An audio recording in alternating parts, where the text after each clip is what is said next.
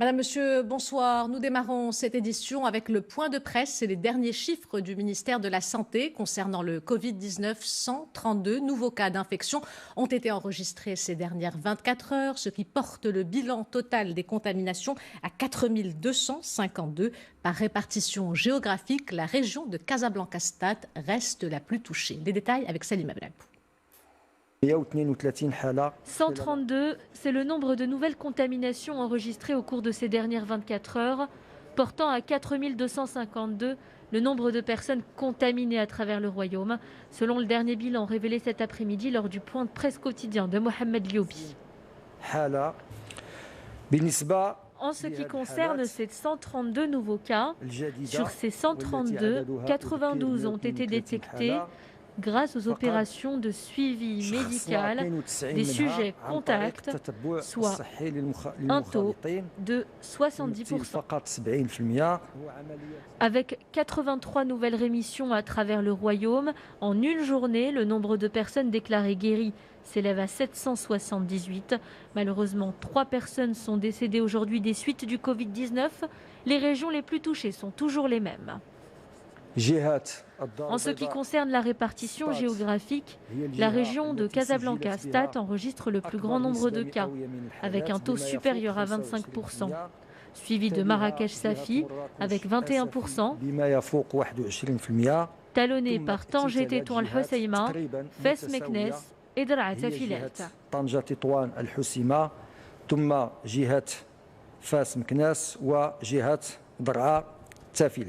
Quant au nombre de cas exclus, il frôle les 27 000. Au cours de ces dernières 24 heures, 1864 cas suspects ont été écartés, après avoir subi un test dont le résultat s'est révélé négatif en laboratoire. Et aucun nouveau cas n'a été enregistré dans les prisons du Maroc. La délégation générale à l'administration pénitentiaire et à la réinsertion affirme qu'à l'exception des cas relatifs aux prisons de Ouarzazate, de Qsar el-Kbir et de l'Oudaya, aucun cas d'infection au coronavirus n'a été enregistré dans les différents établissements pénitentiaires du Royaume, précisant que tous les échantillons prélevés chez les fonctionnaires, les détenus et les employés des entreprises de restauration étaient négatifs. Et pour protéger les détenus les plus à risque, la délégation générale à l'administration pénitentiaire et le Fonds des Nations Unies pour la population ont lancé la 3e phase de l'opération Salama, un projet qui a pour objectif de mettre à la disposition des détenus les plus vulnérables des kits de lutte contre le Covid-19. Les explications dans ce reportage de Jada Berdan et Hicham Soni, le récit est de Mehdi Foudi. Des gels antiseptiques, des masques de protection, des lingettes et d'autres produits d'hygiène. Voilà de quoi est composé le Salama Kit qui sera distribué aux détenus des établissements pénitentiaires du Royaume. La distribution de ces packs s'inscrit dans le cadre de l'opération Salama dans sa 3e phase qui vise à répondre aux besoins des détenus les plus à risque face à la pandémie du Covid-19.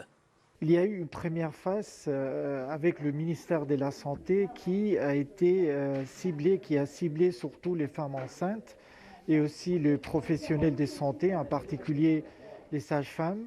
Il y a eu la semaine dernière aussi une phase 2 qui a été lancée en coordination sous le leadership du ministère du Développement social pour cibler, pour toucher aux populations vulnérables, en particulier les personnes âgées et les personnes en situation de handicap.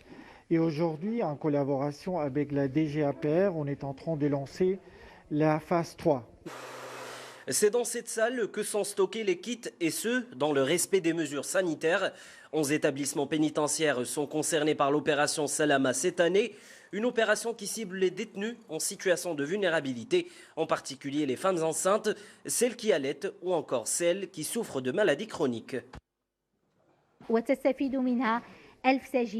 1000 femmes détenues vont bénéficier de ces kits qui contiennent les produits d'hygiène, des produits essentiels pour se protéger et éviter la propagation du virus. Toujours dans le cadre de cette opération, des kits, cette fois-ci institutionnels, composés de matériel de prévention, seront également distribués dans 62 établissements, notamment les prisons locales de Qsar el-Kbir et de Ouarzazate, les plus touchées par le Covid-19. C'est une opération qui a été mise en place par le ministère de la Justice et c'est une première dans le Royaume. Un dispositif des procès à distance pour assurer ces audiences dictées par les exigences de l'état d'urgence sanitaire. D'importants moyens logistiques et techniques ont été mis en place. Exemple à Oujda avec ce reportage de Oussama Oufker et Younes Nasseri. Le récit est de Rita Sah. Face à cet écran de télévision et ces ordinateurs connectés, ces juges et avocats viennent de débuter le premier procès à distance dans la ville d'Oujda. Grâce à cette visioconférence, toutes les parties pourront prendre la parole sans craindre de risque majeur de contamination. L'adoption de ce système est l'un des moyens mis en place dans le cadre de la bonne gouvernance au niveau de la justice. Il va permettre de renforcer la sécurité sanitaire des pensionnaires des établissements pénitentiaires et de la famille de la justice. Un dispositif qui devrait donc assurer la sécurité sanitaire de toutes les parties, notamment les personnes placées en détention provisoire. Ces dernières n'auront plus à se déplacer vers les différents tribunaux pour être déférées devant la justice. La mise en place de ce dispositif intervient dans le contexte que connaît le Maroc, marqué par la propagation du coronavirus. L'objectif de ce dispositif, c'est la tenue des procès à distance dans le cadre des mesures préventives mises en place par le ministère de la Santé pour lutter contre la propagation de l'épidémie.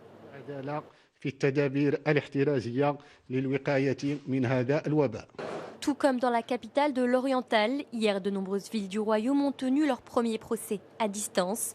Un dispositif développé par le ministère de tutelle qui a nécessité plusieurs réunions et installations techniques en amont dans les différents établissements pénitentiaires du pays.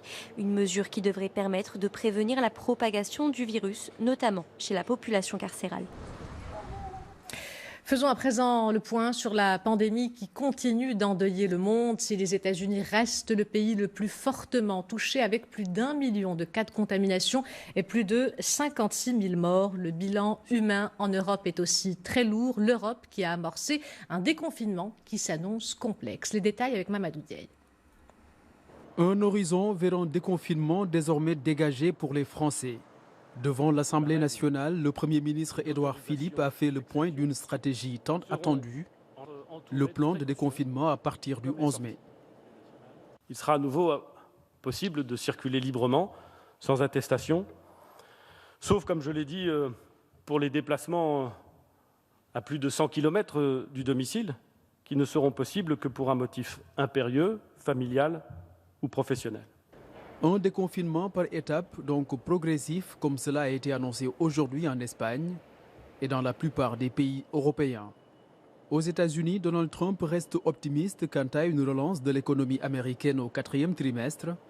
Le pays a franchi la barre du million de contaminations avec une économie fortement ralentie par le Covid-19. Je pense que le 4e trimestre va être incroyablement fort et l'année prochaine sera une année incroyablement forte.